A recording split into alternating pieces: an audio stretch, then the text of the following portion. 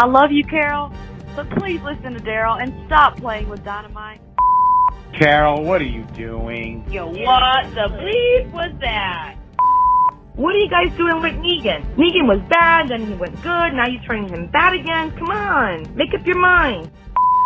Did he just... did she just... Oh my god.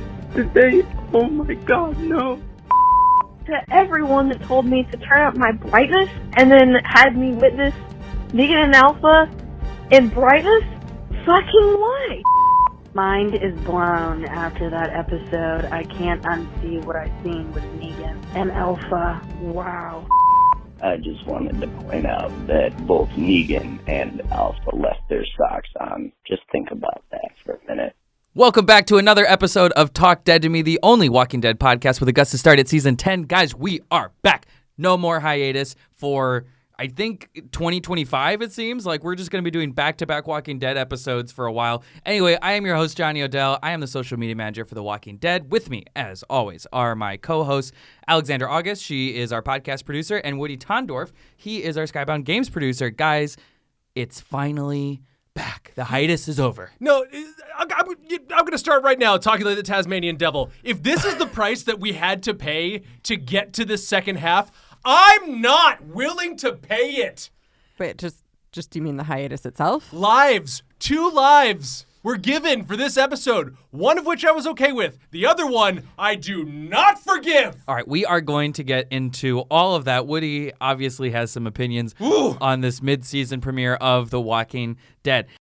Alexander, where can the audience tell their friends to find us? We are. Talk Dead to Me is available on all major podcast platforms, iTunes, Spotify, Stitcher, TuneIn, Blueberry, Overcast, Acast, whatever you got, we are on it. Did you say Blueberry? Blueberry. Who you cares? guys. She's dead. Woody, we don't know if she's dead.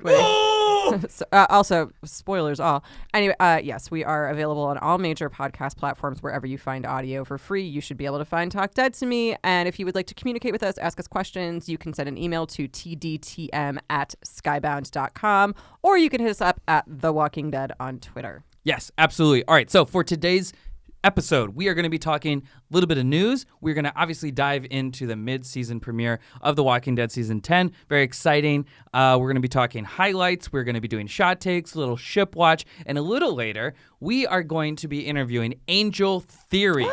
I know. She plays Kelly on The Walking Dead. She's incredible. I had such a fun time talking to her. Oh, my God. I'm really excited. It's a good get. It's the only bright thing in this entire darkness that is my life after watching this episode. Okay, Woody, Jerry is still alive, so why don't you dial it back? There is that one. Let's get into this episode. This was a huge, huge episode. We finally got the answers that we were all asking at the end of the mid-season finale about the cave. So our heroes trapped in a cave, and basically their whole thing was trying to get out alive. Was successful for most of them. And the B story was a bunch of weird Alpha Negan stuff that I can't wait to get into later. And they got really freaky. B story, more like a D story. Hey! More like a V story. More like the D in the V story. More like B some L on some T's story. But probably also maybe a little D and B. What did I start? That's actually what Dave & Buster's originally stood for. Dick and butts. But they're like, oh, wait, this is for kids. And we were so close to getting that sponsorship. It was like, I forgot to tell you that I just got that email from Dave & Buster's. They're like, we want to be in the Talk Dead to Me business, but I guess, you know. We're kind of a casino. If you can't handle us at our D&Bs, you don't deserve us at our TLCs. I don't know. Wow. It's going to be fun editing this. All right, so let's get into some highlights from the episode. Alexander, why don't you start us off? I would have to say that my favorite moment of this episode, probably not the most trenchant plot point, but when Daryl asks Jerry to give him a literal hand, and Jerry just does, and Daryl uses this disembodied walker hand as a torch. Oh my God! Slow clap to who was the production designer, who was the props guy, who wrote that in, I'm assuming all roads lead to Greg Nicotero. That was brilliant. It seems like it was probably an idea hatched up by like a PA or something. He's like, oh, wouldn't it be cool if they use like a hand as a torch? And they're like, that's insane. What is this? iZombie? It's like, we're never doing that. And then finally, 10 seasons later, this guy sees it. Hey, Greg.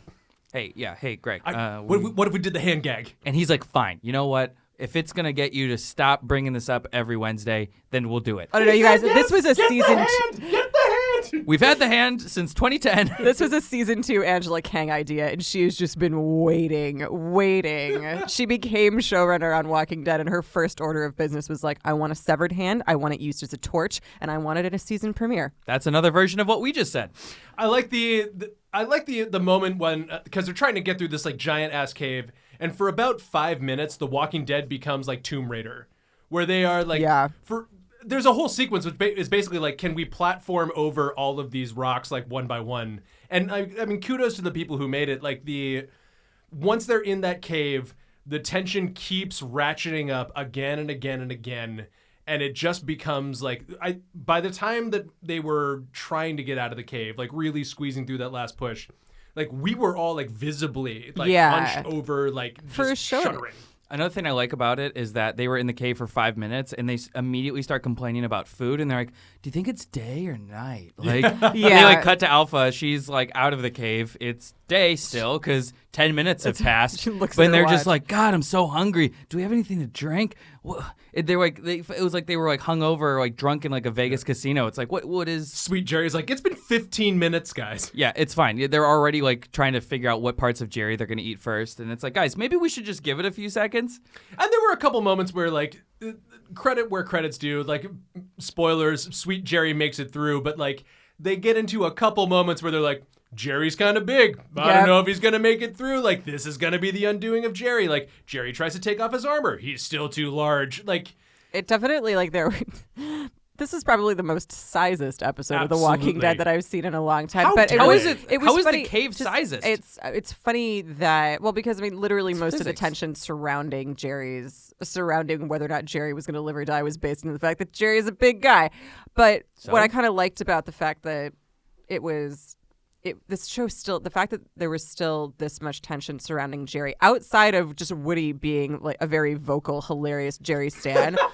It was so this is their 10th, well, not their 10th mid-season premiere, but this is the season 10 mid-season premiere, and we were all like little roly-poly bugs over Jerry, basically because, oh my God, Jerry's too big for this. And he's too big for this. It was really difficult for me because Woody's been bitching about Jerry's inevitable death for the last 2 months or however long we've been on hiatus. I mean, I feel like Tom Hanks at the end of Castaway at this point. Everything's more difficult for Johnny. Okay, especially reading. And so it's been hard for me to bite my tongue because I know what happens and I don't drink. Drink. So I've been letting, Woody live in this nightmare, and now you finally feel free only to be put into an even worse nightmare. Oh my, yeah, and that's the other part of this. Like, I'm a miserable person to watch these episodes with, mostly because anytime when Jerry does something, I go, Sweet Jerry! And a lot of the beginning of this episode involves Sweet Jerry just fucking hacking and slashing his way to heroism, because Jerry's the best. Sweet Jerry. Is it Jerry true two ties? Yes. Is it true you also do that when you go to Ben & Jerry's? Yes. I go, Sweet Jerry! And they go, Ben is also part of this. I'm like, nope! Hand it on over! I will have the milk and cookies, please. Nope. But here's my favorite part, talking about the cave. They're spelunking through all this thing, and also we find the actual, like, the horde. When they get in there and they see all, like, the zombie faces below them, they're like, oh, that's not good. And then they get to the larger part and they see, like, the huge fucking cave with everybody, and it looks like Hall H. And they're like, oh, okay, well, that's where they all went. That's definitely what the press corps in Hall H looks like around, like, 7 p.m. on Saturday night. Just arms reaching out from the darkness, being like, we haven't seen daylight since days ago. We started live for 7 days. Yeah. But, like, all of these whispers start coming in. Like, if that wasn't bad enough, you have, like, they figure out that they can get out because whispers are coming in trying to kill them. Yeah. And I couldn't help myself. I started laughing at the idea of all of these whisperers, like, snaking through army crawling for several minutes, maybe hours, and then, like, within 5 minutes of getting in the cave, they get fucking got by all the survivors. Where do you think cave duty ranks on the totem pole of whisper duties? Like, I think it goes latrine trench thing. Sure. Skinning the walkers. Mm-hmm. And then I think like cave duty. and then like But hurting. cave duty requires some skill, so I would almost put cave duty above herding, because herding you're really, I mean, like, well, maybe not watching the herd because that knowledge is privilege, but the cave thing requires a specific. Maybe that was just like a special task force. Maybe the little background about me before I had this job, I worked on The Voice, and I was also a CBS page, and most of my duties surrounded audience like management. Basically, I had to group the audience as a herd. We saw them as cattle; they weren't people, and that made the torture easier. And we would have to usher them from place to place to place, and eventually seat them in wherever the studio was. And is difficult. The Voice was the biggest one. We had like 500, 400 people or something. We had to sit in the audience every night. We've already talked about the horrors of that, but that was hard in and of itself. And those people wanted to be there. The fact that it's someone's job, and we've seen little bits of it where they get small groups of walkers, but to get like 50,000 walkers into a cave, out of a cave where they're like, oh shit, someone might be onto us, let's move them from the field to the cave. It's like, god damn it. Like, that's got to be so difficult. Just sidebar, I am picturing you though, like in like The Voice, hurting all these people and being like Jadis, being like, I never had an A. Yeah. I have a B. I have a B. I never had an A. And I have like a cattle prod. Yeah, exactly. Yeah. Yeah, so all of that is just incredibly stressful, and like Sweet Jerry was slashing folks, and they play with my emotions, like a zombie like bites his like boot and all of that stuff, and I am certain that he was ready to die. And then these monsters, these fucking golems, these heinous spawned on a locker room floor writers present me with the Sophie's Choice to end all Sophie's Choice. Sidebar, I'm not sure what Sophie's Choice is. The trial by trolley, if you will. Yes. Made available by Skybound Games. Pick it up at retail. It just launched. That you, like, Jerry gets out, but at the cost of the ship to end all ships. All right. Ooh! So obviously what he's talking about is that Carol did some fuck girl shit and went into the cave and was like, oh, I'm going to find the horde and end them once and for all. Here's some dynamite. And everyone's Carol like, doesn't know when to stop. She doesn't know when to stop. Yeah, she's that friend that goes too hard. And every time, and you're just like, god damn it. And so she throws a stick of dynamite into a cave. What could possibly go wrong with you? So, and Connie and Magna go after her, but there's some miscommunication. Carol ends up getting out, so does Sweet Jerry. After that, all those red herrings they gave us. And from the looks of it, Connie and Magna are stuck or dead in the cave. I know. Yeah. It's, and it looks pretty. When we say stuck or dead, it like there was a full-on cave-in, so it looks we get a pretty clear shot of like them going and then a bunch of rocks falling down. Absolutely. If we learned anything from the final season of Game of Thrones, and we didn't learn anything from the final season of Game of Thrones, but if like all the stuff falls down underneath you in the underground cavern, you're dead. And now you're left with like this whole like cave-in thing happening, and like Daryl is now like pulling away the rocks like Tom Cruise and Top Gun trying to like hold on to Goose, and like the person's coming and be like, you have to let him go, sir, you have to let him go, and we are just fucking weeping. So speaking of weeping, obviously the result of this terrible cave-in is that we might have 2 dead characters, very sad, and what we also had was Carol being completely broken. I mean, all season, Carol and Daryl have kind of been at each other's throats. Daryl's been trying to temper her, worst intentions and has been doing not a great job of it. She seems like she understands, but then she goes and does something like kidnap a whisper or anything. So it all came to a head now where she is very much responsible. Not only did she lead them into the cave, but they almost solved that problem and all got out of the cave fine, but she had to go fuck it up again and throw dynamite into a cave. Try to throw dynamite. She doesn't even actually light it and throw it. Well, it drops, right. It drops, but it's still like she it. shouldn't have been there in the first place, and so it causes the cave-in. So she is begging Daryl in the most heart-wrenching scene of the episode, begging Daryl to just say it. Just blame me, just put it all on me. Like, let me have it, like, tell me you told me so, etc. But he won't do it. He is clearly devastated by this. He obviously assumes Connie's dead. Him and Connie, I mean, they've now mentioned it, obviously had something. Carol even says, like, I know how you felt about her, so obviously that's a thing. Yeah. USS Dami, taken off and then hits the iceberg, 4 seconds in. The iceberg called the Carol Pelletier. Yeah, so Pelletier. That was a really heart-wrenching moment, and I'm glad that Daryl didn't give in to that. I mean, their friendship can really withstand anything, including this. If Carol's responsible for the death of his really close gal friend. And Magna. It feels like it. And Magna. And Magna. Parentheses, and Magna. No offense to Nadia. No, she's doing fine. But like the whole Carol, like, I kind of looked at that as that situation of when you've gotten into a really big fight, like you really fuck up and it's a good friendship and you're like, oh, I'm a dick. And all you want to do in the world is apologize. And your friend is like, no, I need space. So you need to just sit there and let them be angry at you. And it's the worst and it sucks. And I just looked at that and could relate so hard to both sides of Carol being like, oh, please. Like, can you confront this right now? Like, I feel like if you walk away, you're never going to come back. This is really bad.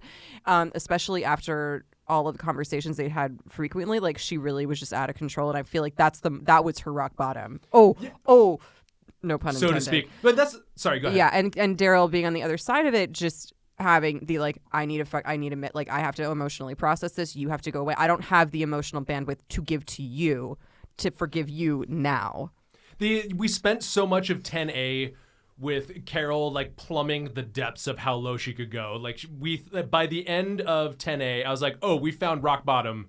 This is it. Like, we found the basement. And then Carol's like, nope, there's like 3 more layers for this episode. Like, hopefully by this point, we've reached like the zenith or the bottom of like Carol's just going on a crazy like grief rampage mission. And now she'll just like buck the fuck up, I guess. I don't know. Do you sense a redemption arc coming? I can't. I thought we were heading for a redemption arc in this episode, and then she was like, nope. So maybe. But honestly, at this point, like, I think she's going to be comatose for 3 episodes and then like maybe show up. But I think anybody who had in their power rankings, like, Carol's definitely going to kill Alpha. Like, this girl is not in fighting shape now. I think that it's clear that Carol, there hadn't been any real consequences for her actions enough. Like, she really needed, I think it was just so guttural with her and so instinctual to get revenge for Henry's death. And just, I think ultimately the destruction of this happiness that she'd built. I think Carol's really fucking angry that she's lost what she's lost. And she wants redemption. She wants to avenge that. And I think that it wasn't until she faced real consequences of that single-minded mission, I think, was it going to deter her. And this is really, I think, something happening to Daryl or something that would hurt Daryl, I think, is one of the only things that really could break through to her. Right. And as we saw in 1003, when she had her little after-school special, it's not just Henry. I mean, she's still carrying the weight of the death of the other 4 kids or 3 kids that she is, you know, you don't really want to say they're responsible for, but she was kind of, you know, in charge of them. So we'll see. I'll jump in this hot take that, like, look, Carol, you can get as many of your kids killed as you want. Honestly, a couple of them, don't miss them. But you sank, or at least hold below the waterline, the SS Donnie, and that I do not forgive. I want to video edit you into that scene where she's like, just give it to me, just tell me. And then it's just Woody just going off. All right, fuck it. Here we go. It's all your fucking fault. We all know it. Selfish. You suck. Nobody really cared about the kids. Who gives a shit about Henry? Should have gone to New Mexico. Pause. I would hang out with Lizzie any day of the week. That's like a strange psychotic child. Lizzie's insane. Yeah, I know. All right, so take Lizzie to Coachella. Give me the good daughter any day of the week. So now we're going to get to the big question that's on everyone's minds, and I've already seen it on Twitter. Everyone is, you know, even though Magna and Connie are both presumed dead, people still want to see bodies. I don't know what their obsession with seeing bodies is. This was true with Fear the Walking Dead, with Madison, where people just won't believe a death until they see the body. Even with Glenn. That's because there have been so many shitty fake outs, like Jon Snow in Game of Thrones. This recent one, I guess, like, I don't know that it's true. Jon Snow legit died. And we saw the body. Yeah, but like in no way, shape, or form was he not going to come back to that show and do and be a significant character. That was not nobody. I was kind of alarmed at the amount of people who really thought that Kit Harington was leaving the show and that was the end of Jon Snow's arc. But like the same with what's his face from Stranger Things recently. Same with Glenn. Like, you kind of like, people want to see bodies because they've been manipulated before. Right. Look, for every I will tell you the number one thing in Walking Dead that makes me say, like, show me the receipts is Glenn. So that brings us to this week's Shot Takes. All right, so this week's Shot Takes question is, are Magna and Connie alive? Obviously, I cannot participate, so I will let you guys take the floor. Have you seen the episode? Yes, I've seen the entire season. Drink. Finish your drink. I don't care if you're driving. I'm driving. That coffee is probably lukewarm by now. Do it for the pod. Okay. Oh, no, you shouldn't have done that. Oh, no, that spilled a little bit. You'll be fine. Do you have whiskey in your coffee? That is not legal That's or not safe, and you should give me some. Unless you're walking, and that's a dab of Daddy's Little Helper. So our shot take question this week: are Magna and Connie alive? Obviously, I can't participate. What do you guys think? Alexandra, you take this one. I think they're alive, to be honest with you. I'm not a see a body truther, if only because, we've characters like Madison that I really held out some hope, and frankly Stannis Baratheon. So it's not a foolproof rule that if you don't see a body, the character is still alive. But Connie was a really interesting character on her own, and I think so was Magna. I think they both had a lot more story to tell, and I find it difficult to believe that they were both brought on board and given ostensibly essentially a whole season only to die here in service to Daryl and Carol's story. That doesn't, and potentially to Yumiko. That doesn't jive with me. I can't say with 100% certainty, obviously, but I'm going to go with yes. I think they're still alive. I'm going to go with they did. For the reason of, I think Angela Kang and the writers understand the logic of the show that came before, and I think now they're going to be like, oh, this will fucking get them. They're really dead. I think points against that, to your point, like none of them have had like a heart-to-heart with another character about how they've changed or see the world or now like have gained acceptance and see that killing is wrong, so like they can't die. Magna especially, I don't feel like has developed a whole lot. But here's my thing. I think Magna's dead. I'm holding out hope against hope that Connie's alive. I think that Magna's dead because like they gave Magna like a heroic like walking into the fire bit where she is strutting like a boss in slow motion. Yeah, and I'm like, oh, okay, like we're just and she walks and she does it a couple of different times. Like that's just how Magna walks for the last 10 minutes she's alive, and it's awesome. There were a couple 2020 moods in there. Like one was Magna walking slow motion towards a collapsing cave, and if I was in the cave, I'd be like, hurry the fuck up, please. The other big 2020 move is I can't believe we haven't mentioned this yet. It was in the trailers. Carol sees Alpha from like at the top of the cave, and she lets out a good 7-second scream. Oh, she goes full Meryl Streep, Big Little Lies. I mean, this is the new gift to use to vent out your frustration on Twitter. Yeah, you sent reply all to the entire company. It's blood curdling. It's really great. So before we get into Shipwatch, let's talk really quickly about the ramifications of this. So quick refresher, on Magna's side, the last time she saw Yumiko, the only person who seems to give a shit about her, they had a big fight over the stealing of supplies, and Yumiko's kind of like getting the nice big like corporate job at Hilltop while Magna is still like a waitress or something. Really and there's some differences, and Magna's kind of like the rebel, and Yumiko's like, get your shit together. Also, Magna is potential guilt. Like I think there was a little bit, I think that was when Yumiko found out that Magna was guilty of the crime Yumiko was defending her for, and it seemed like a foundational aspect of their relationship that Magna was innocent.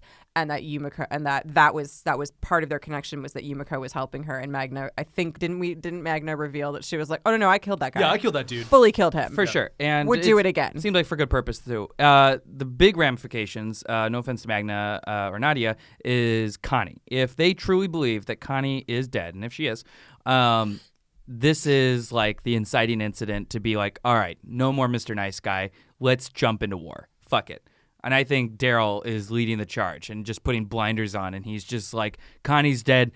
Everyone get your beach shields and let's go. Yeah. Well, but Daryl can't even really grieve probably the way he wants to, because he's spent an entire season trying to get Carol to be a functioning human and deal with her grief properly. I have a sneaking suspicion Daryl wants to go on a rampage as much as everyone else does, and is now going to be somewhat handicapped in doing that because he's the person who's got to keep a cool head. Michonne is gone.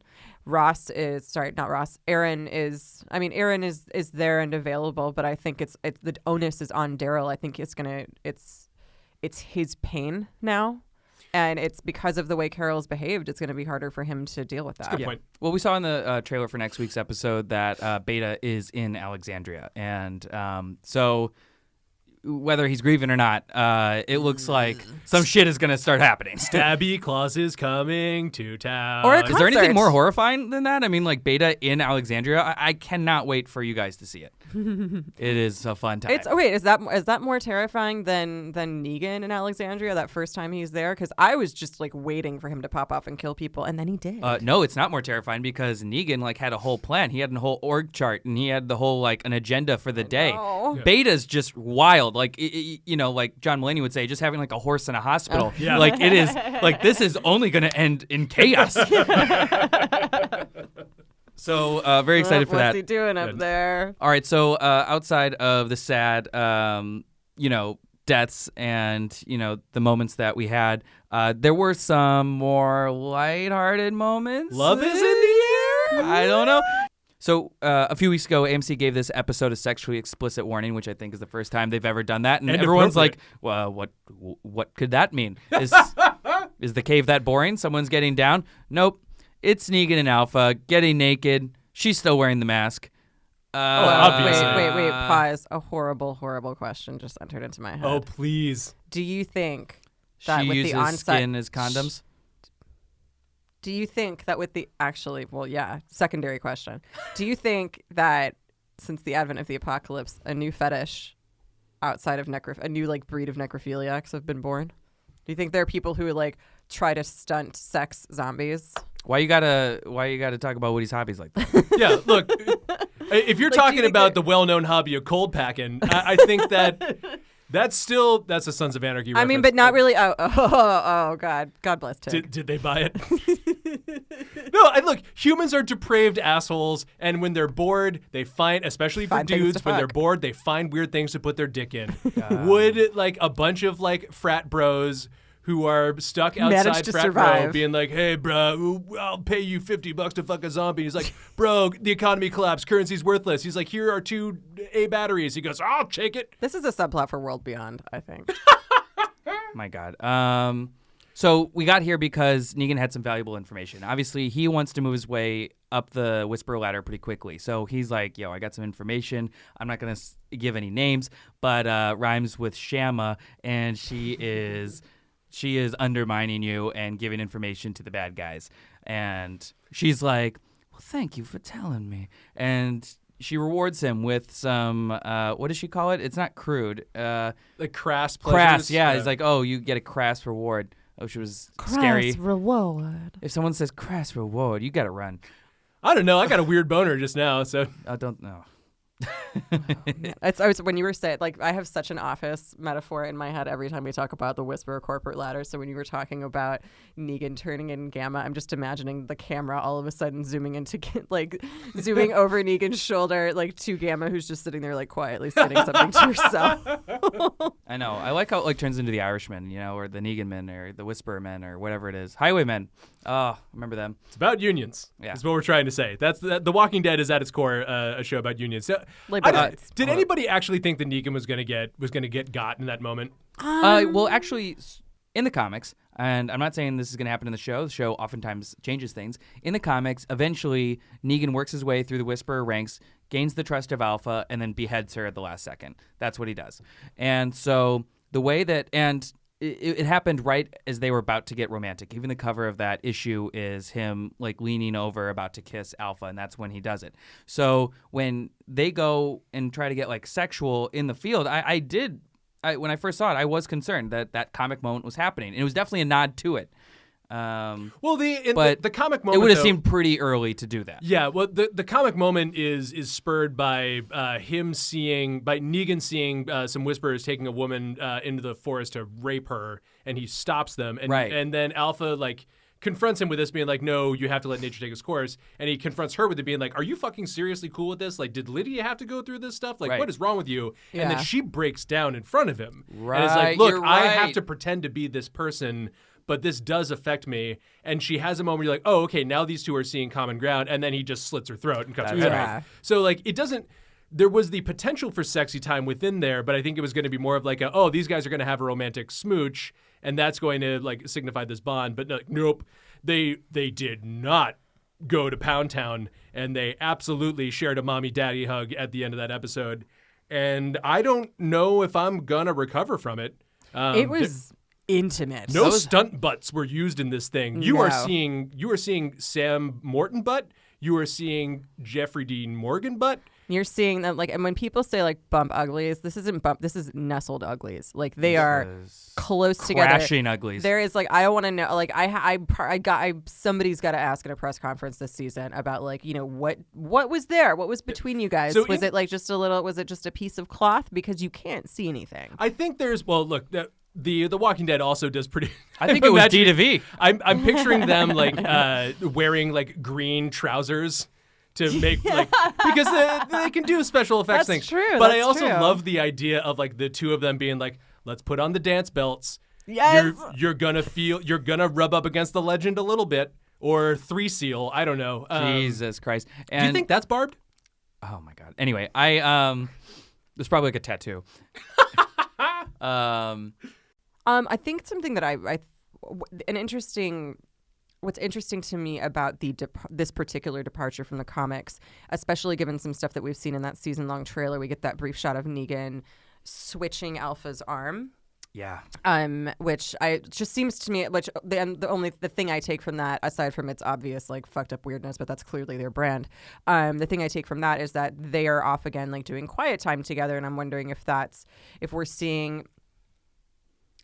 going to be like several days from now or if that's like afterglow kind of thing, because what I'm interested in is the fact that Negan does seem, in spite of himself, to be pretty intrigued by her, and so I'm excited to see if this is going to be sort of a Last Temptation of Negan kind of thing, if he's really going to consider like just really leaning into being a crazy villain and being like, all right, these people are really strange, but this is more fun than I've had in literally 7 years.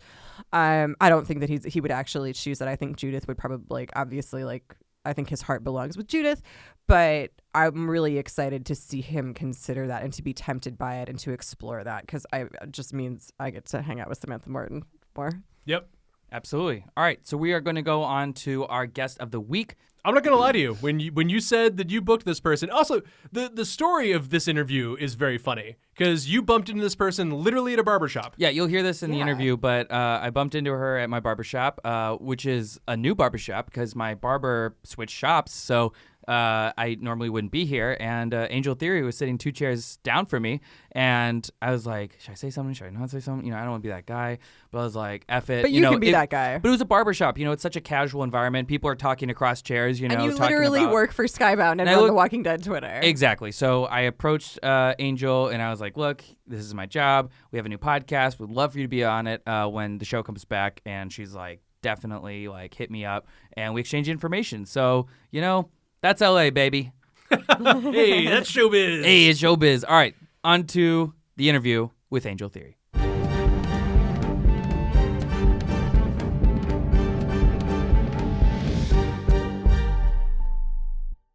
Our guest this week is Angel Theory. She's an actor, dancer, and choreographer who most of you know as Kelly on The Walking Dead. We're so excited to have her. Angel, how are you doing today?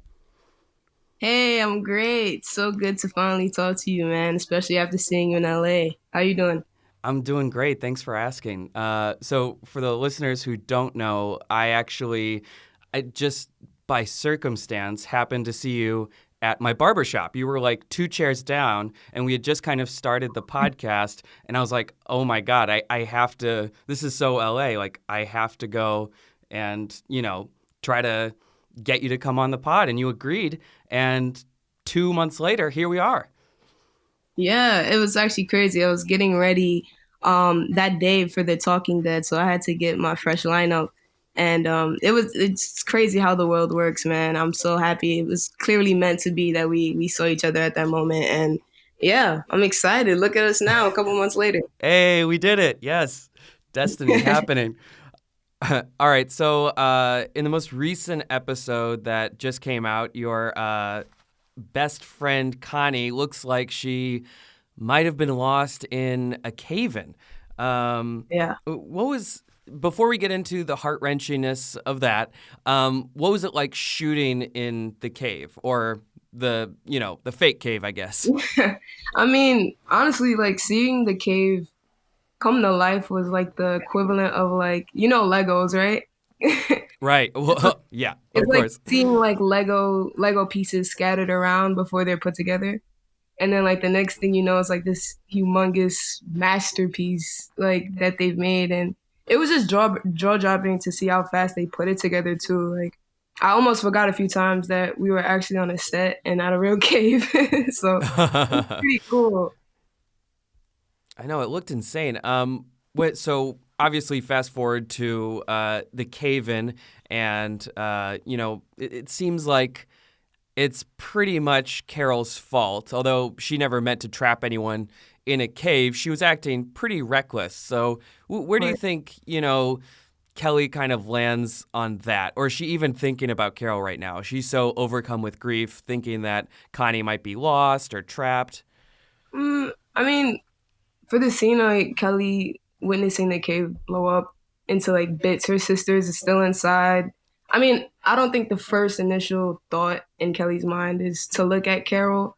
I mean, I know that's a lot that's expected from her, but Kelly's really not a hateful person. We haven't really seen that. And honestly, I think in this moment, I just wanted that scene to be just as heartbreaking for everyone else as it was for Kelly. That's her blood, her family, her sister. And on top of that, they were supposed to train together. Connie was supposed to train Kelly how to have like a smooth transition from her hearing loss. And, Kelly didn't expect that to even happen, especially so like instant, and yeah. I just think for her in that moment, many people in that situation wouldn't have gathered themselves that quickly or even would have been able to even think strategically. You know what I'm saying? Like that's your sibling. How could you just cry and then just get up and be strategic and think of everyone else? That's a really emotional and deep scene. And as much as it's a very sad and emotional scene, this also was like the very first time anyone has seen Kelly really show signs of leadership and growth. We've seen Kelly let her emotions kind of get in the way in season 9 when Luke was missing, and she was breaking down for her friend. So to see her witness the cave blow up and cry her eyes out, and then all of a sudden gets up and tells Daryl and the others, like, we need to go. This isn't smart to stay here. Yeah. And we'll come back later. Just shows that she isn't thinking about herself and letting her emotions get the best of her and put everyone else in danger. And I feel like, that was like her moment of, I could either stay here and cry and be a big baby and then let us all get killed, or, let's get our asses up, let's move, and we'll come back and get them later. Right. And that was a really powerful moment. I'm glad that Kelly was able to collect herself for a second and be like, they're going to come after us. Like, we should leave. Right. And that was really powerful. And, a lot of times that we've seen your character in The Walking Dead, you've had a fair share of emotional moments. And especially in the one here, how do you as an actor sort of like summon that? Like, can you sort of do it on command? Do you have to kind of like build yourself up a little bit? Or, because I can't imagine having to do that. I mean, I think it's like a huge talent of yours. So like, how do you get in that place? Thank you. I mean, if I'm being honest with you completely, I consider myself an empath. I am an empath, meaning like, if you cry, I don't even have to know you to start crying with you. If I see you cry, I will cry. Or like, you can ask anyone that has ever watched a sad or emotional movie or film with me. It doesn't even matter. Like, I will start bawling. And that's just because seeing other people in pain, like, if I'm being honest, really hurts me. And it makes me cry. Even if I don't even agree why they're crying. Like, sometimes it just happens. So all it really took for me was to just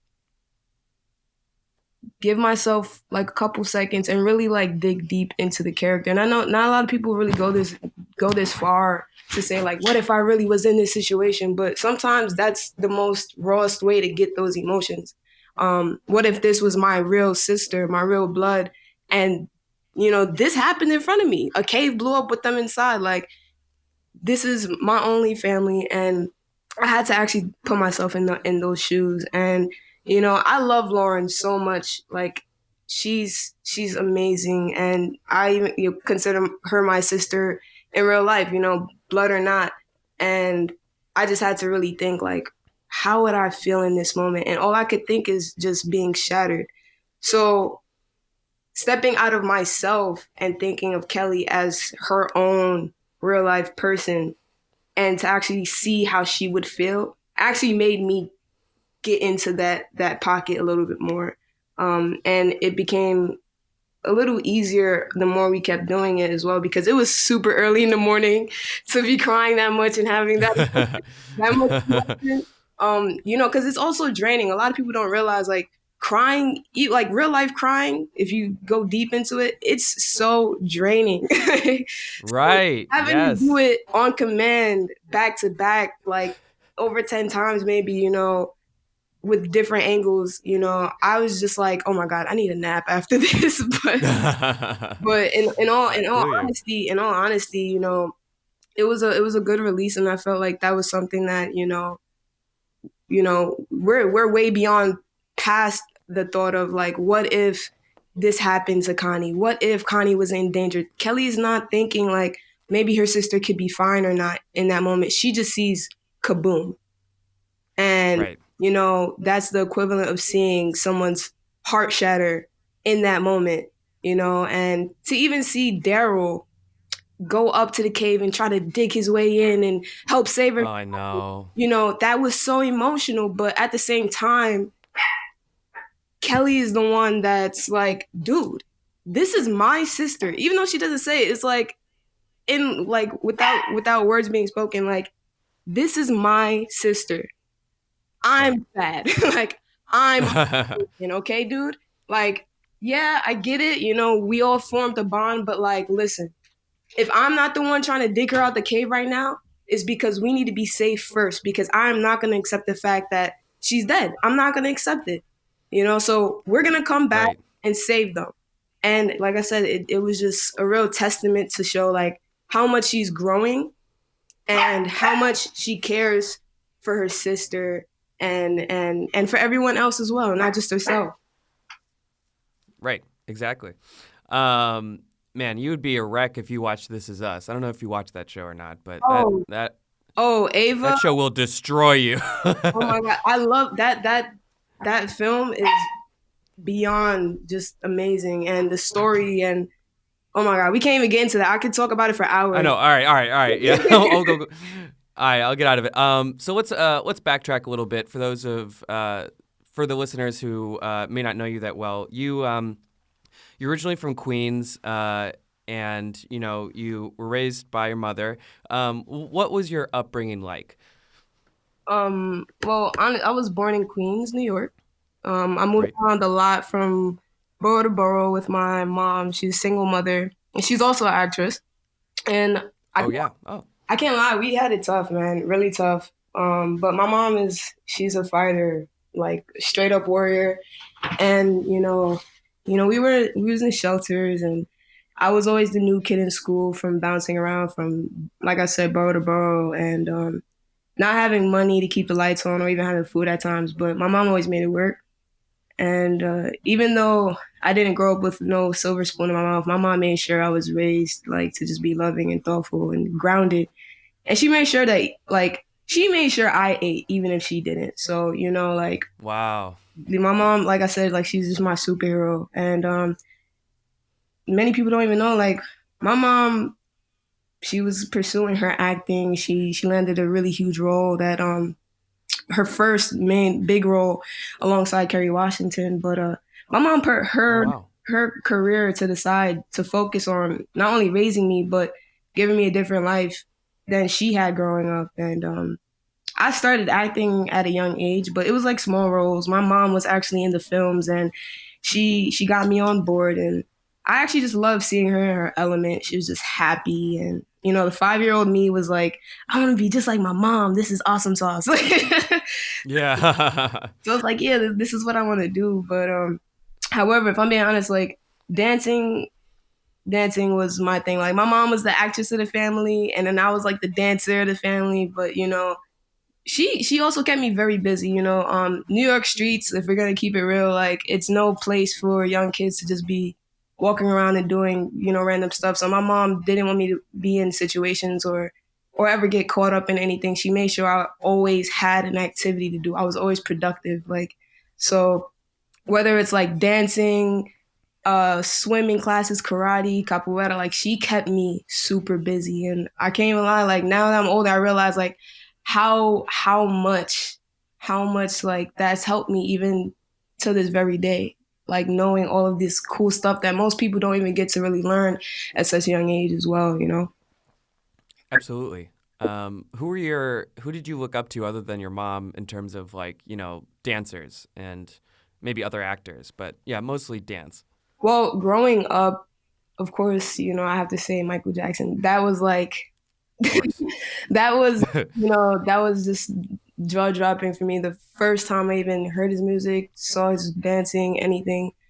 Justin Timberlake, Usher, Chris Brown, like the list goes on of so many amazing, talented individuals that were really great at dancing as well. And I never actually went to dance classes. I was self-taught, so whatever I actually started to learn and whatever, I just was watching it. I just saw it, and we didn't have YouTube at the time. Damn, that makes me. Oh my gosh, I feel so old. You were not. You were like you're like sneakily young. I am, but now that I think about it, it's like, wow, we didn't have YouTube at the time. Wow, yeah.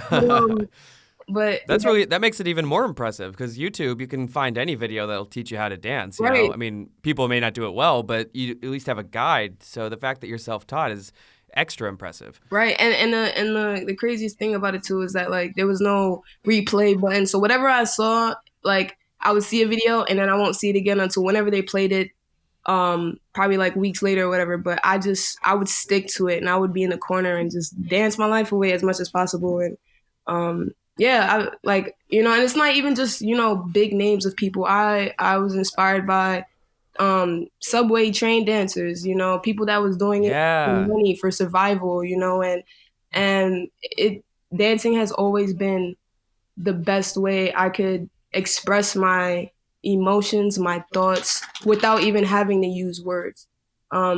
Because I was honestly introverted. Like, I didn't really have as much friends. I was moving around way too much to, like, really have that type of life, you know, where, you know, just hanging around with kids and having sleepovers and stuff like that. I really couldn't do that, you know, and so, you know, that was just my outlet, you know, that was something I could do by myself. I didn't need anybody to do it with me. I was just by myself. And once the music came on, I was just on a different planet completely.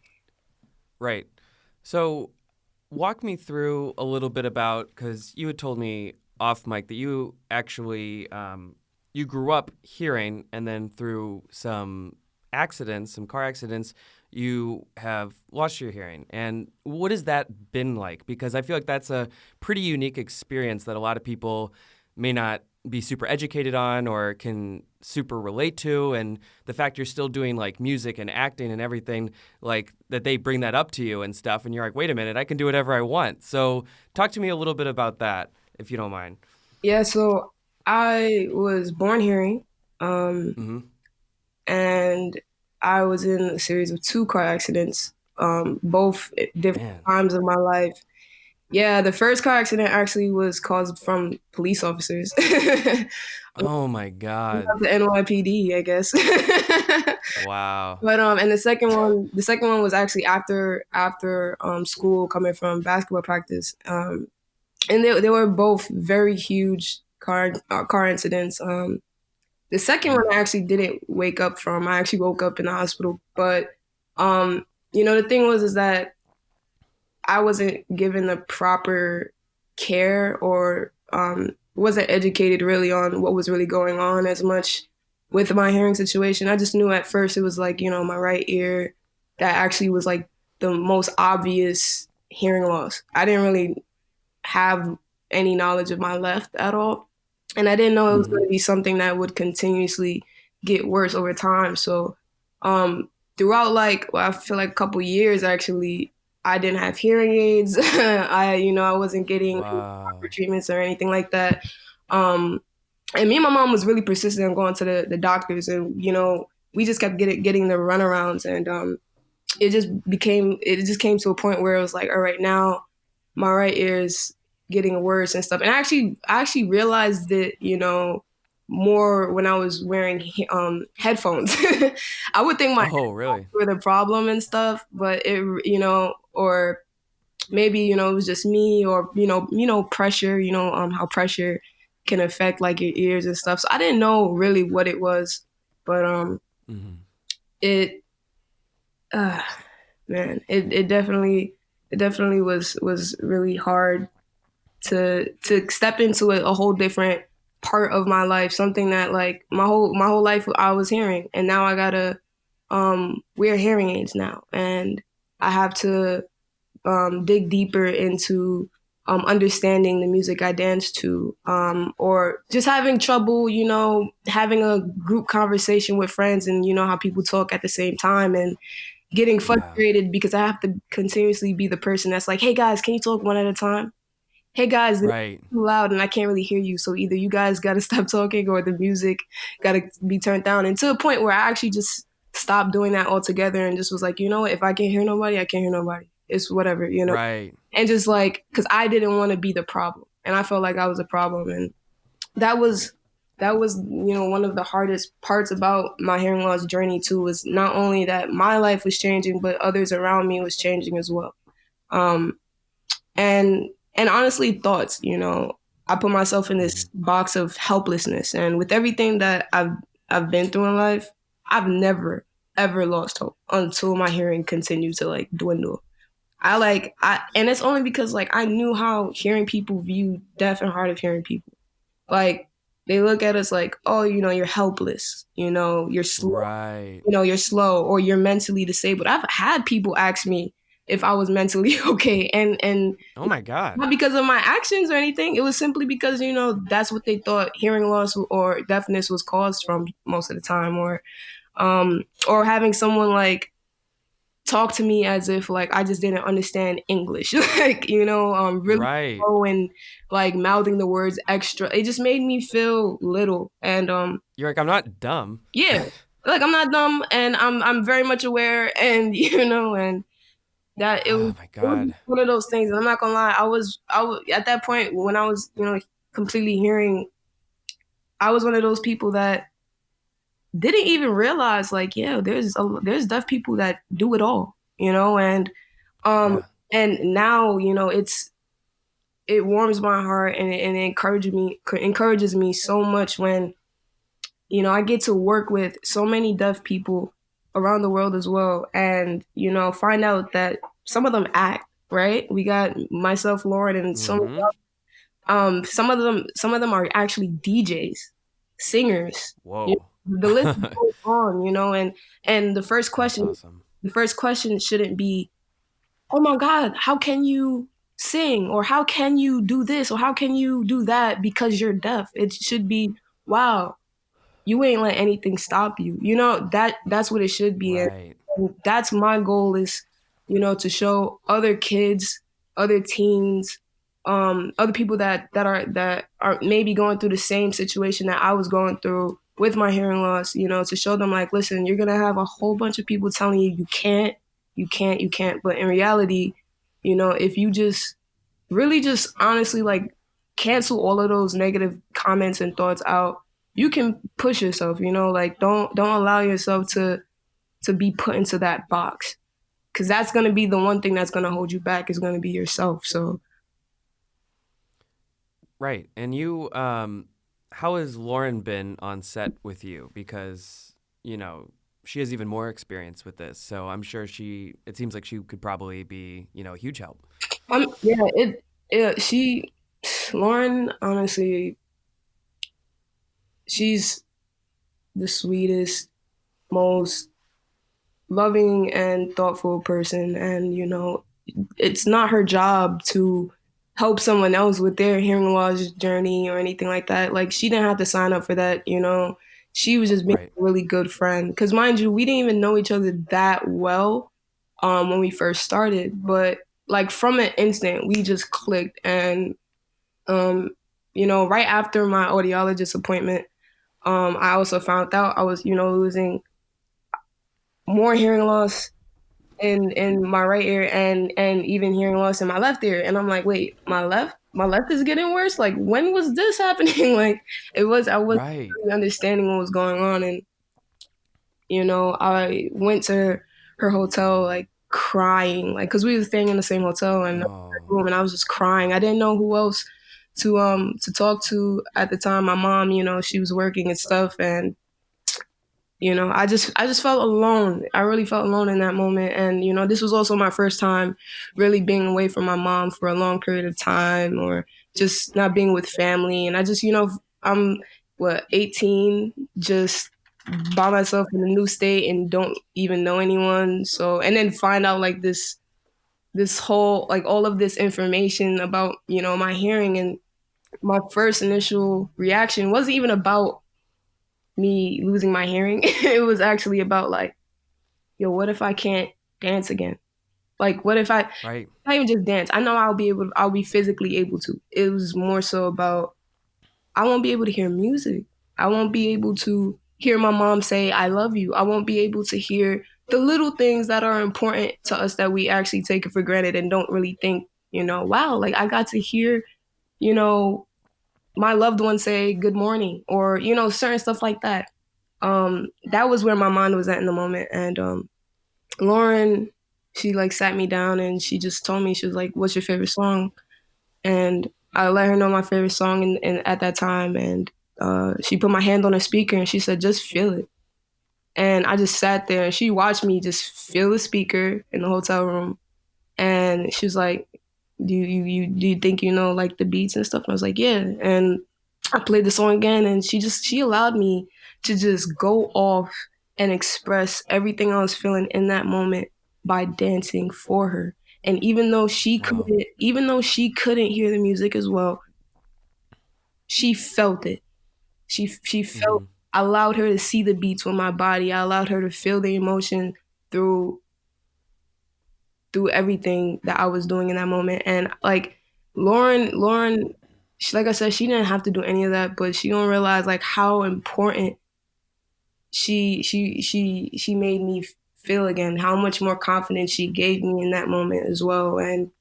And she really like became like the older sister I wish I had, like, so. Yeah. Oh, it's so fortuitous. It seems like it was almost like, as terrible as, some of the consequences are, just the fact that you guys were sort of, grouped together and put on this show at the same time while you were experiencing that seems like it was almost meant to be, if, in a strange way. Right. Yeah. It was like the way everything worked out.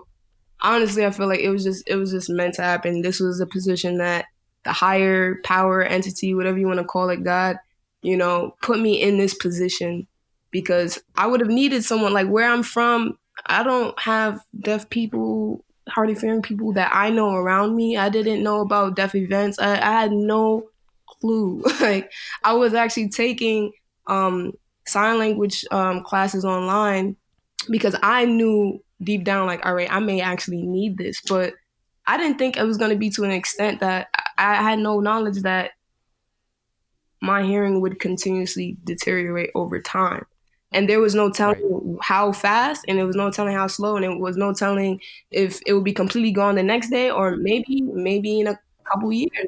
So, the fact that I'm on this show, my first time, my first season, and I actually have someone that's not only such a sweetheart, so nice, but have so much wisdom and live their whole life this way, being a deaf person, able to like show me like, look, I'm gonna teach you the things that you didn't know. Like, you know what I'm saying? And yeah, it was perfect because I honestly needed support that I didn't even realize that I actually really needed. You know what I'm saying? So much love to Lauren. Yeah.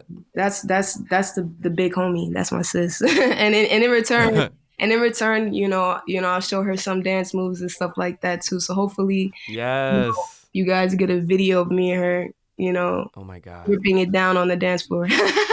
Yes, that's amazing. Oh, that's fantastic. I love hearing that. One of my favorite lines from this this season so far has been when your character and Connie were talking on the beach, and she was saying that being deaf isn't like a disability; it's a superpower. Right. Where did that originate from? Did they write that, or? Actually, no. So the writers reached out to me through email asking permission first to use my real personal hearing loss story and incorporating it into Kelly's story. And for that, I was shocked that they even wanted to do that, for one. And for two, like, I felt really honored that, for one, they asked because they didn't have to, right. You know what I'm saying? But they asked and they really wanted to understand. That was a big, huge part for me. And I gave them a list of things that I would do around the house, to warn me if someone is walking around in the house, I could feel it, or different ways of communicating if I can't sign to someone, like flickering the lights on and off and stuff like that. And I just gave them a whole list of things that changed because of my hearing loss and what did I have to go through and how I felt. And I really went into detail with everything. And I told them, so my mom helped me through the most depressed moment I've ever had in my life. And, she told me, like, this is not your disability. Don't look at it that way. It's your superpower and you are what you make of it. And nothing has changed about you. You're still, my baby girl, how moms talk. She's like, yep. You're special and you're talented and you're a good person. Nothing's changed besides the fact that you can't hear the way you used to.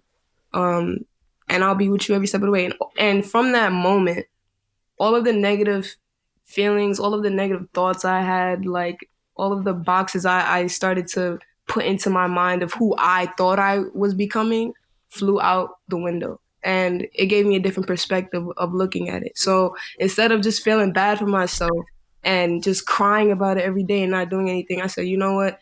There's someone else that's probably going through this right now that has been in this situation or that's currently going through this. And I have the opportunity to show them that, listen, this is not who you are. This is not all you are. You are so much more than you think. Just keep pushing and prove everyone wrong. That's all it is. Just prove everyone wrong. And to me, like, and it's not only even about just being deaf or hard of hearing. I mean, we talked about the hearing impaired word, how much, I don't like it, but it's about the simple fact that if you have something that people is telling you that it's going to prevent you from doing X, Y, and Z or fulfilling your goals, then prove them wrong, and yes, my major thing is, if I can help others that are young, teens, adults, however old you may be, that right there is what I'm trying to do. Just make sure that everyone understands that, like, you could do whatever you put your mind to and don't let anything stop you. And it would have meant a lot to me if I grew up seeing more deaf people on my television screen, more gay people on my television screen. It would have opened up so many positive thoughts instead of the negative ones, because I would have seen more people that was in this situation doing it, but I haven't really. Right. So now I can be that person on the screen for someone that's younger going through the same thing, regardless if you're, deaf, if you're hard of hearing, if you're gay, you're a part of the LGBTQ community. Like, so many doors can open now, because now there's so much more representation in the community now, in the industry, which I feel like is so much more needed, because a lot of people feel alone and they don't realize, like, hey, I could do this too. And all it takes is for someone to see a resemblance or have a connection to someone on TV and let them know, like, I can do this as well. Right. I think that's incredibly inspiring, and I'm really glad that you and Lauren and people like you are on TV. And I'm hoping that TV is getting more diverse, and people of all sorts of backgrounds can see you guys. So right, and now that's incredible. It's now the best part about it too, because it's been a thing where there were deaf roles, but a lot of hearing people were playing deaf characters, and Right. or a lot of straight people, playing gay characters and stuff like that. And Oh yeah. now it's like, hey, we actually have deaf people that have talent that can do this. Yeah. We have gay people that actually can do this. And it's not about, well, you're not representing right. It's just sometimes there's things that you don't know and you can't really put your shoes in unless you either have the right guidance of someone that has been through it, or you are about that life. You're a part of this life. And like I said, there's so much misunderstanding of the deaf community and even the gay community. And now we're able to actually see, like, oh, we actually have these people, and now they're giving us more education on it. We've seen Switch That Birth. We've seen now, we have TWD, where now we're seeing more deaf characters being played by actual deaf and hard of hearing actors.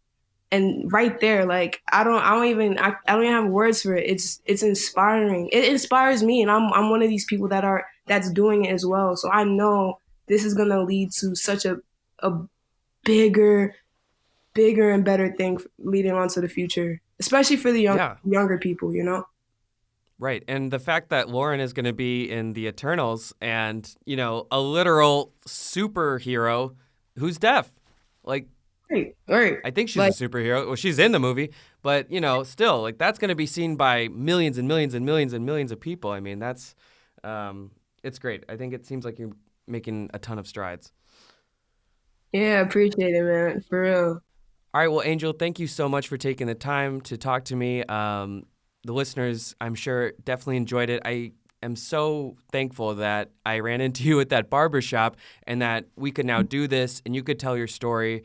And I think I speak for everyone in saying that we're really excited to see your journey from here, whether it's dance, acting. You're still on The Walking Dead, so we'll see you there. But, you have so many other amazing things you're doing. So, thanks for being an inspiration. I appreciate it. Thank you, man. I appreciate it. Thank you for having me. And it was so good seeing you in LA. Next time I got to get you a barbershop on a haircut on me. Yeah. Oh, okay. I'm down. Yeah, those tips are crazy. All right. And then before we go, tell the people where they can find you on social media. Oh, okay, cool. I am on Instagram and Facebook at Angel_Theory and Twitter at I am Angel Theory. And yeah, that's all. Sounds good. All right, guys, check her out, and we'll talk to you later. Later, guys.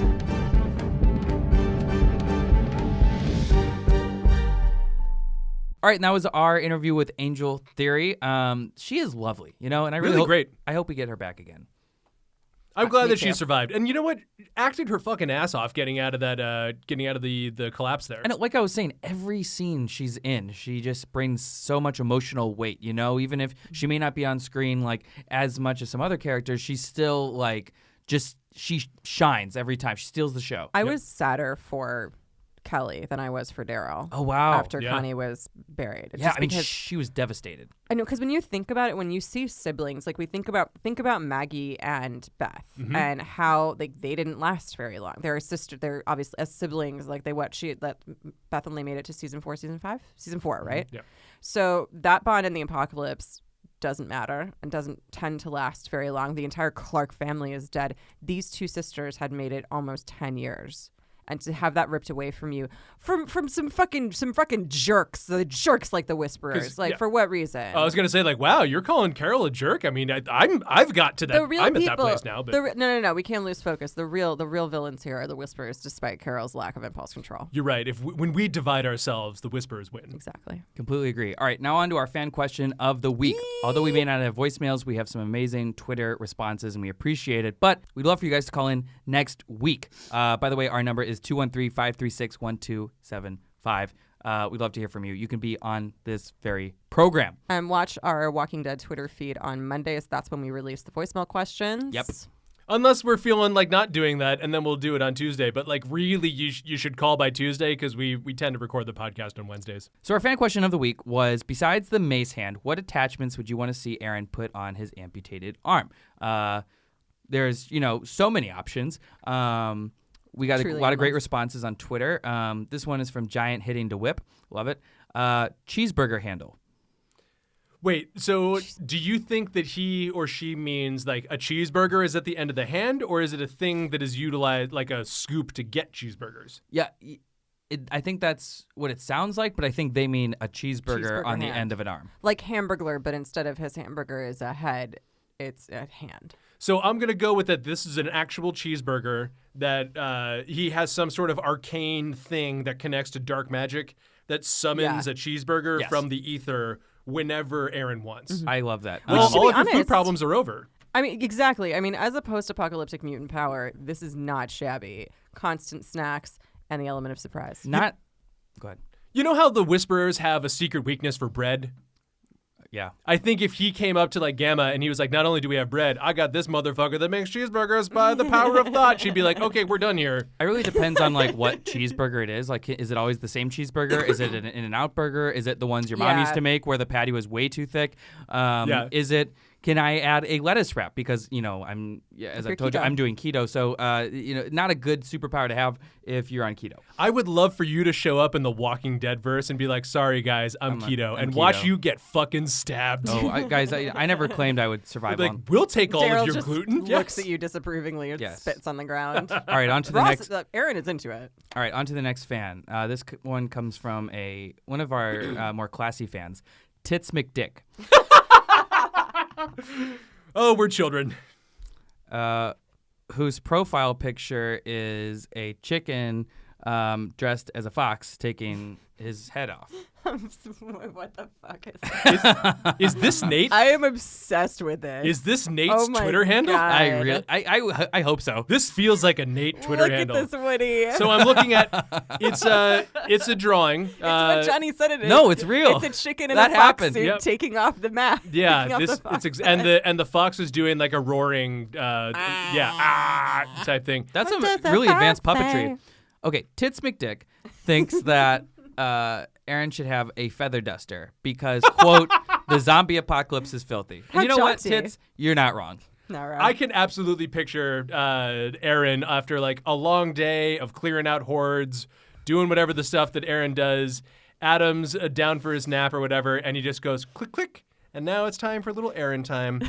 A little tidy space, a little cozy corner, and now you feel like you're at home. Yes. Cleanliness is next to godliness. When my space is clean, I feel clean. I just imagine him like you said, but like a little bit more intense, coming in after a long day in this cave, setting down the mace hand with a thunk. We follow him. We see a montage of like just the shirt hits the ground, the pants hit the ground, and then all of a sudden you think you're gonna hear water, but no. All of a sudden it just cuts to immediately like, and he screws on the dainty feather duster, and then all of a sudden we hear some kind of like dancing or something, some kind of wonderful music from before, like soulful strut, like. Yes. All right, the next one. Jesus fucking Christ. Sorry that we're over here having too much fun, Johnny. A word picture. All right, the next one comes from Lindsay. She says the Infinity Gauntlet. That's actually pretty apropos because Ross Marquand was in Infinity War and Endgame. Yeah, so here's the problem. You slap that sucker on. Okay, Aaron, make a fist. Yeah. Oh. You're done. You're done. At Bucky No Hair just included a GIF of Bruce Campbell with the chainsaw hand. So I saw. Solid. That would be pretty solid. Yeah. And very on theme. Yeah. For post-apoc I saw a couple of those, but I do like that you selected the Twitter handle Bucky No Hair because Bucky O'Hare was a fantastic cartoon back in the day. Well. You were not alive, I don't think. Yeah. Usually not. All right. So that was our fan question of the week. So we appreciate you guys replying on Twitter. But once again, we'd love for you guys to call in on the voicemails. It's a lot funnier that way. So than us describing what your gifts and everything are. So make sure to call us at 213-536-1275. We promise we will try to put up the question of the week on Twitter at The Walking Dead every Monday. Just look for it. Call in, leave a voicemail. You don't have to talk to anyone. You just leave the voicemail, and through the power of editing and magic, we can put you in the show. It's mostly magic. Mostly magic. Blood magic. Blood magic, yeah. Forbidden magic. I've sacrificed a Skybound employee every single week we've done this podcast that I've edited it. So. Oh, yeah. Have you met Brooke yet? Better hurry up. I have. Well, I'm waiting for her to book all of our guests, and then she'll be at peak power. Oh, God. But can we talk about which? Yes, Alexandra. What would you put on your mace hand? Okay, so have you guys seen Return to Oz? No. Okay. So when Dorothy goes back to Oz, it's like abandoned and weird, and there are these things called the Wheelers, and they don't have hands and they don't have feet or hands. They have wheels, and so they sounds like a great run show. around, and they can run around. It's really creepy and awful, and they can zoom around on basically on four legs, but with wheels, and they're very fast and creepy. So I think that. You should have one wheel. Should have a wheel but it should be long, like a really long with a wheel at the end of it, and it should be Velcro, and he can pick up stuff. This is the worst answer. Oh man. What's your answer, Johnny? I don't know. Yeah. Okay. Ooh, okay. Wow. Yeah. You can't beat an answer with no answer, Johnny. I know. I would want those monkey backpacks that you see rambunctious children with, and they go running, but they're attached, so it's like a leash. I would want him to have a monkey backpack attached to a leash that he can give Adam, and then but at a moment's notice, be like, nope, that's a walker. Oh, that's nice. Mine would be a stainless steel helicopter propeller that is just, not even gas powered, just, whatever, solar, who cares. But you can just crank that thing up and just slice through anyone in front of you. Alternatively, I think a giant butterfly net would be funny. Just no! No. The net is just connected at the fist, basically, so you're just flopping around a net. I just and he's really just want, dragging walkers behind him. We saw Aaron lined up with the shields, prepared for some kind of Whisperer melee battle. If we get a medieval pitched battle with the Whisperers, I want a shot of something of a Whisperer looking around, all of a sudden, thwomp, just a net. Yes. Over him and Dan. If he was able to actually extend the mace so it had a chain to it too, where he's just whipping that thing around. Like what's her face in Kill Bill? Yes. Oh my God. Go-Go. Mm-hmm. Go-Go. Yes, that's it. Yeah, that's fantastic. Yeah, you got to watch Kill Bill. I do. You haven't seen Kill Bill? Anyway, so we're going to wrap up the podcast. Oh, man. Battlestar and Kill Bill. Which are we going to start with? So many things. There's not enough time in the day. It's not. All right, that wraps up another episode of Talk Dead to Me. Guys, I am so glad we are finally back and able to talk about the show. Next week's episode 1010, is probably one of my favorites of the season. So I am excited for you guys to see it. I can't wait to talk about it. Huge thanks to our guest, Angel Theory. She is amazing. Thank you so much for coming on the show. We really appreciate you. Next week, we have another huge guest that we will announce during the week. So stay tuned to @The Walking Dead. Alexandra, where the hell can these people find us? They can find us on all major platforms. And if you want to talk to us, you can email us at tdtm@skybound.com, or you can hit us up on Twitter @TheWalkingDead. That's it. Woody, anything else for the people? Look, as you go into this week facing an emotional turmoil of maybe the sinking of the SS Donnie, bear in mind, Sweet Jerry's alive, and he would want you to keep it on. So just put that in your back pocket, and we'll see you next week. We'll see you next week. Nate, happy birthday. Happy birthday, Nate. Happy birthday, Nate. All right. Sweet Jerry, we were talking about what sort of gangster nickname we would give Sweet Jerry. Yeah. Jerry Tuco. Yeah. Jerry Cheesecake. Jerry Blue Eyes. No, they do something ironic like Tiny.